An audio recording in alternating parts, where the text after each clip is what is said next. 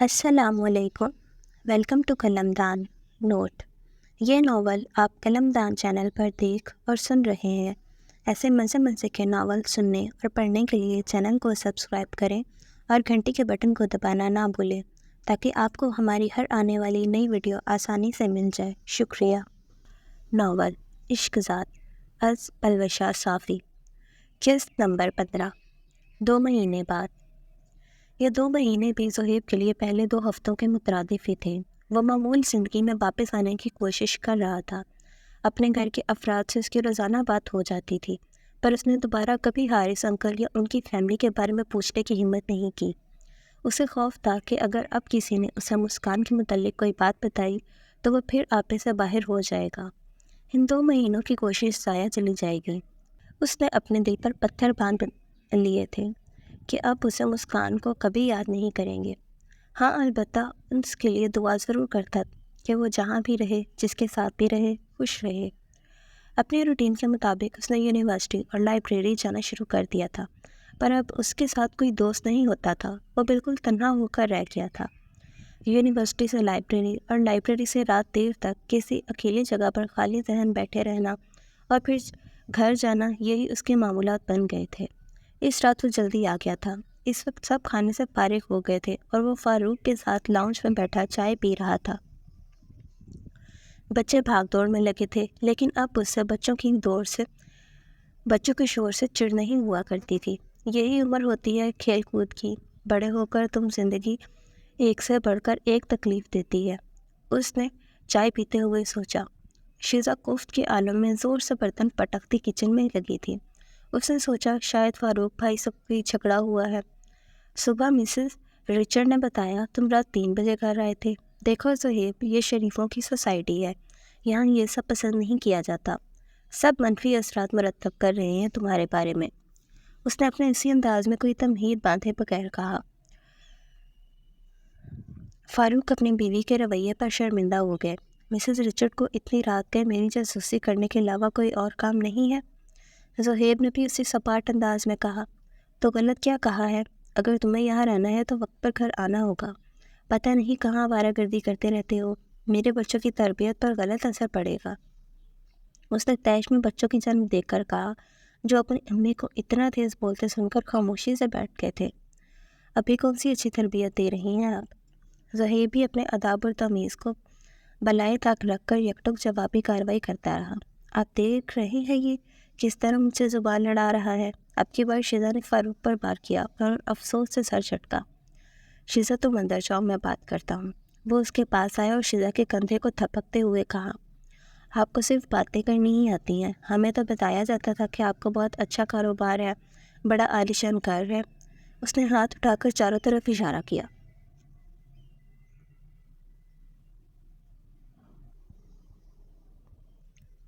سب جھوٹ ہے، ڈھونگ ہے۔ اس نے طنزیہ ہنستے ہوئے سگریٹ نکالی۔ جہاں فاروق کو زہیب کے اس رویے سے دکھ ہوا، وہیں شیزا کا پارا آسمان کو چھونے لگا۔ بس بہت ہوا، اب میں اس بدتمیز کو 1 اور منٹ اپنے گھر میں برداشت نہیں کر سکتی۔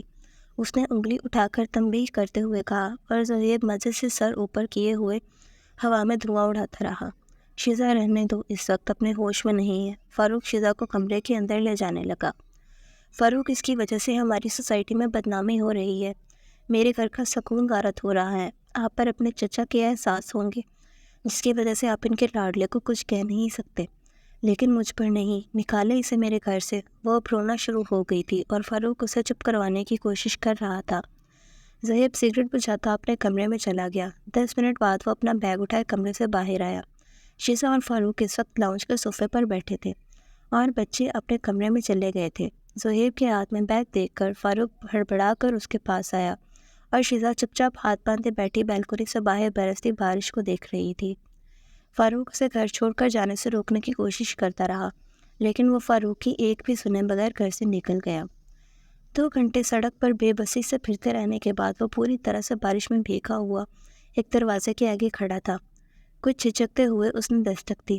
کچھ پل گزرے، دروازہ کھلا۔ اس نے معصومیت سے سر اٹھا کر دیکھا۔ کیرل شب خوابی کے کپڑوں میں ملبوس ہاتھ باندھے کھڑی تھی۔ میں نے فاروق بھائی کا گھر چھوڑ دیا۔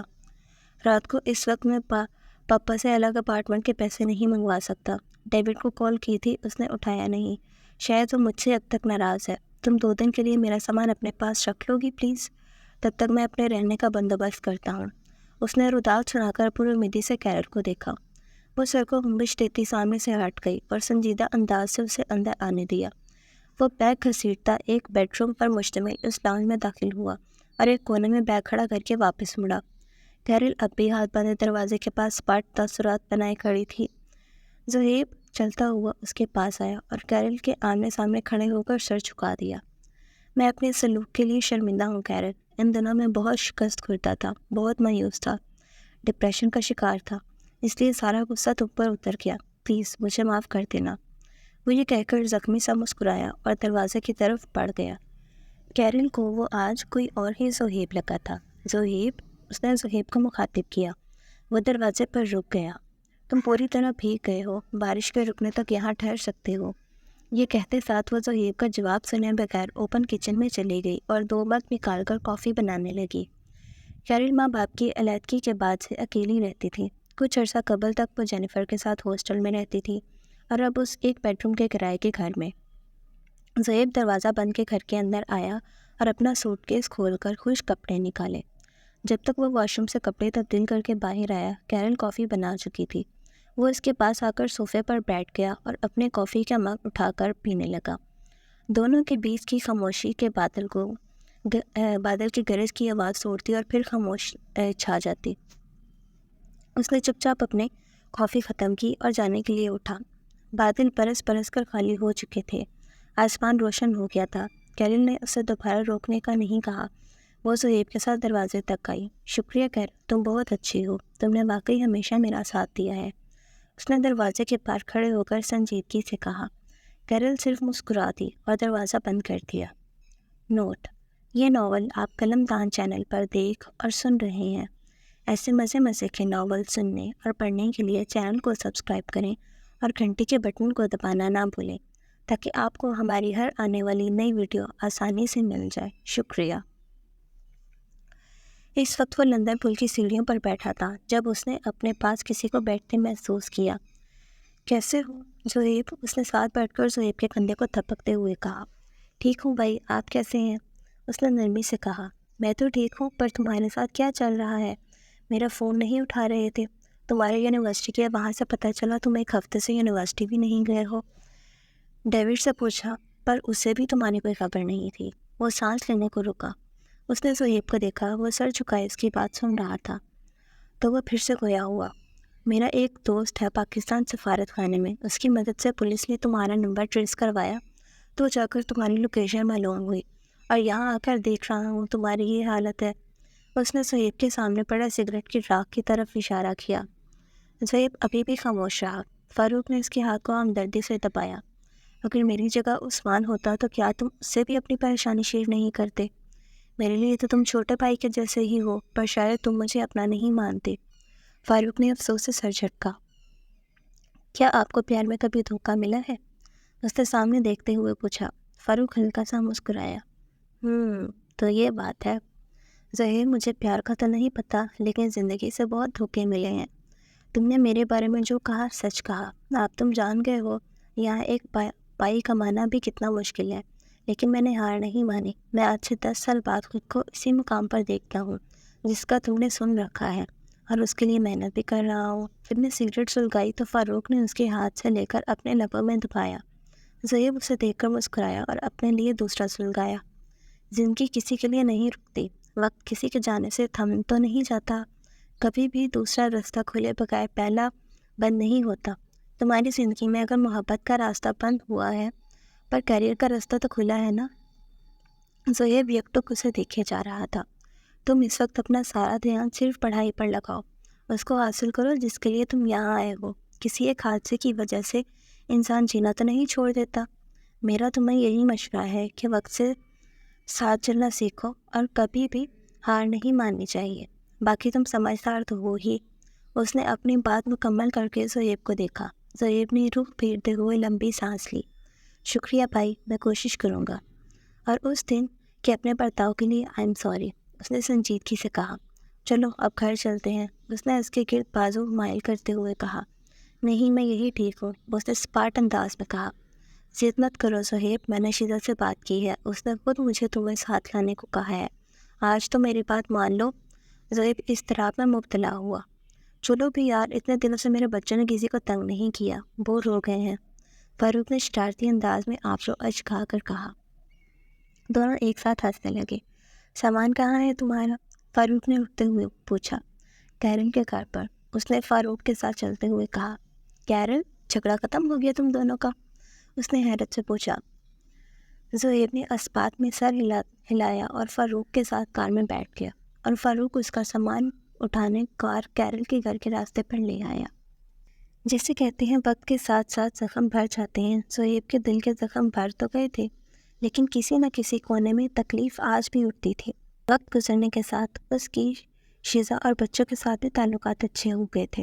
وہ شیزا کی خواہش کے مطابق گھر جلدی آ جایا کرتا، فارغ وقت میں ان بچوں کے ساتھ باہر سبزہ میں کھیلتا۔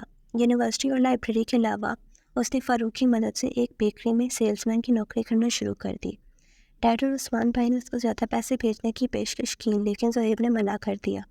اس کا ہر دفعہ یہی جواب ہوتا کہ وہ نوکری پیسوں کی ضرورت کے لیے نہیں، خود کا مصروف رکھنے کے لیے کر رہا ہے۔ کیرل نے اسے معاف کر دیا تھا، اور کیرل کی ہی کہنے پر ڈیوڈ اور جینیفر نے بھی اسے ناراضگی ختم کر دی تھی۔ اس سیمسٹر میں اپنی کارکردگی بحال کرنے اس نے پھر سے محنت شروع کر دی تھی۔ 6 مہینے بعد دوسرا سیمسٹر اپنے اختتام کو پہنچ چکا تھا، اور آخر کچھ مہینوں کی محنت سے اس نے امتحانات کے نتیجے کا افاقہ کر لیا تھا۔ زہیب کا ڈیڈ اور عثمان بھائی کے بھیجے ہوئے پیسوں پر کفایت ہو جاتی تھی۔ اس نے فاروق کی طرح زہیب بھی اپنی تنخواہ شیزا کے لاکھ منع کرنے کے باوجود بھی اسے دے دیتا، تاکہ گھر خرچ میں اس کا بھی حصہ شامل ہو۔ اگلے سیمسٹر شروع ہونے سے پہلے 2 ہفتوں کی چھٹیاں ملی تھیں، اور ان چھٹیوں میں ان سب نے فرانس جا کر جینیفر کے گھر تعطیلات گزارنے کا پروگرام بنایا تھا۔ زہیب کو ڈیڈ کی طرف سے اجازت مل گئی تھی، وہ اس سیر و تفریح کے لیے خوش تھا۔ اس وقت وہ شاپنگ مال میں کھڑا اپنے لیے خریداری کر رہا تھا جب اس کا موبائل بجا۔ ہائے عثمان بھائی، وہ اپنے کارڈ سے ادائیگی کر کے عثمان کی بات سننے مال سے باہر آ گیا۔ عثمان کی بات سن کر وہ گنگ ہو گیا۔ شوق کے عالم میں موبائل اس کے ہاتھ سے چھوٹتے چھوٹتے بچا، چہرے کا رنگ زرد پڑ گیا اور آنکھیں بھیگنے لگیں۔ یہ ناول آپ قلم دان چینل پر دیکھ اور سن رہے ہیں۔ ایسے مزے کے ناول سننے اور پڑھنے کے لیے چینل کو سبسکرائب کریں اور گھنٹی کے بٹن کو دبانا نہ بھولیں، تاکہ آپ کو ہماری ہر آنے والی نئی ویڈیو آسانی سے مل جائے۔ شکریہ۔ آج فجر کی نماز پڑھنے اور تلاوت کر کے لیٹنے میں مسکان کو 7 بج گئے تھے۔ اس کی آنکھ لگی ہی تھی کہ لاؤنج میں سے کسی کے رونے کی آوازیں سنی۔ وہ ہیبت میں آ کر کمرے سے باہر آئی تو لاؤنج میں سمرین آنٹی کو زاروں کی طرح روتے دیکھا۔ امی مسلسل انہیں چپ کروانے کی کوشش کر رہی تھی۔ وہ قدم قدم چلتی سائرہ بھابھی کے پاس آئی۔ کیا ہوا بھابھی، چاچی اتنا رو کیوں رہی ہیں؟ اس نے دل گرفتگی سے پوچھا۔ کومل کی ساس کا انتقال ہو گیا ہے، انہوں نے افسوس سے کہا۔ زہیب کی مما، اس نے سانس روک کے دل میں کہا۔ اس نے آنکھیں بند کر کے آنسو کا گولا لگے گلے سے نیچے اتارا۔ بابا، چاچو، عرفان بھائی سمیت سب چاچی کے پاس بیٹھے تھے۔ ستارہ ایک بیگ اٹھائے اشک بار آنکھوں سے سیڑھیاں اتر کر نیچے آئی۔ امی گلی سانس اندر کھینچتے مسکان کے پاس آئی۔ کومل بہت پریشان ہے، وہ سب کے لیے بہت اکیلی ہے، ہم سب کو آنے کے لیے کہا ہے، تم جلدی سے جا کر تیار ہو جاؤ۔ وہ اسے ہدایت دے کر اپنے کمرے کی جانب بیٹھ گئی۔ مسکان بالکل وہاں جانا نہیں چاہتی تھی، لیکن امی کو منع نہیں کر سکتی تھی۔ 1 گھنٹے میں سب کومل کے گھر پہنچے۔ سہیل احمد کے گھر غم کا سما تھا، لوگوں کا آنا شروع ہوا تھا۔ زارا آنٹی کی بے جان لاش کو دیکھ کر اس کا دل ڈگمگانے لگا۔ وہ کومل اور ستارہ کے ہمراہ کام میں ہاتھ بٹانے لگی۔ وہ وہاں تعزیت کے لیے موجود خواتین کو پانی پیش کر رہی تھی جب اس نے سہیل صاحب نے عثمان سے زہیب کی آمد کا پوچھا۔ ڈیڈ، وہ اسلام آباد ایئرپورٹ پر لینڈ کر چکا ہے، بس تھوڑی دیر میں مریم باجی کو لیے پہنچ جائے گا، اس نے بھیگی آواز میں ڈیڈ کو معلومات فراہم کی۔ زہیب کے آنے کا سن کر مسکان کے ہاتھوں میں لرزش ہونے لگی۔ وہ کسی بھی صورت زہیب کا سامنا نہیں کرنا چاہتی تھی۔ وہ جلدی سے کچن میں آ گئی اور وہیں دروازے پر ہی کھڑی ہو گئی۔ کچھ ہی دیر میں اس نے مین گیٹ پر زاروں کی طرح رونے کی آوازیں سنی۔ وہ مریم کی آواز تھی جو لاؤنج کے سر پر ہی باپ سے لپٹ کر آہو بکا کر رہی تھی۔ اس پر سے ہوتی مسکان کی نظر زہیب پر مرکوز ہو گئی، جو بنا آواز اشک بار آنکھوں سے لڑکھڑا کر چلتا ہوا اور اپنی مما کی لاش سے لپٹ کر بلک بلک کر بے آواز رونے لگا۔ مسکان آج 14 ماہ بعد اسے دیکھ رہی تھی اور 8 ماہ بعد سن رہی تھی۔ زہیب میں ہوئی تبدیلیاں وہ واضح طور پر دیکھ سکتی تھی۔ بالوں کا سٹائل بدل دیا تھا، شیو پوری رکھ لی تھی، آنکھوں پر اینک لگ گئی تھی اور ویران آنکھیں۔ مسکان کے لیے زہیب کو اس حال میں دیکھنا گوارا نہیں ہو سکا، گو کہ وہ اسے اپنے دل سے نکال چکی تھی، پر کچھ تھا جو اسے تکلیف دے رہی تھی۔ شاید زہیب کے آنسو، کیونکہ اس نے زہیب کو ہمیشہ ہنستے اور دوسرے کو ہنساتے دیکھا تھا، آج پہلی مرتبہ روتے روتے دیکھ رہی تھی۔ وہ اپنے آپ کو قابو کرتے کومل کے کمرے میں آ گئی اور کومل کی سوئی 1 سالہ بیٹی ماہی کو سراہنے بیٹھ گئی۔ اس رات شکیل چاچو اور ان کی فیملی وہیں رک گئے۔ حاری صاحب اپنی فیملی کے ساتھ گھر لوٹ آئے، سب سوگوار بیٹھے تھے، کسی نے کھانا کھایا کسی نے نہیں۔ مسکان کی آنکھوں سے نیند کوسوں دور تھی، پر آج وجہ اس کا اپنا ڈپریشن نہیں بلکہ زہیب کا دکھ تھا۔ وہ بیڈ پر سے اٹھ بیٹھی اور دراز سے نیند کی گولیاں نکال کر نکل لیں۔ زہیب اپنے بیڈ روم میں کھڑکی کے سامنے کھڑا اسموکنگ کر رہا تھا، آنکھیں خشک ہو چکی تھیں۔ ان کے گھر سب اپنے کمروں میں جا چکے تھے، لیکن سویا کوئی نہیں تھا۔ گھر میں کسی فرد کے اضافے ہونے سے جنتی رونق ہوتی ہے، کسی کے چلے جانے سے اس سے بھی زیادہ ملال۔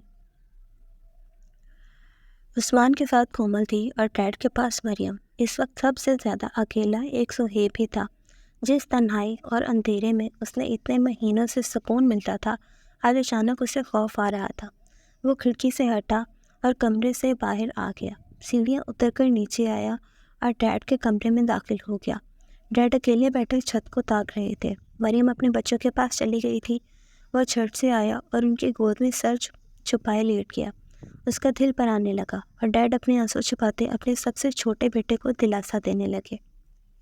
جاری ہے۔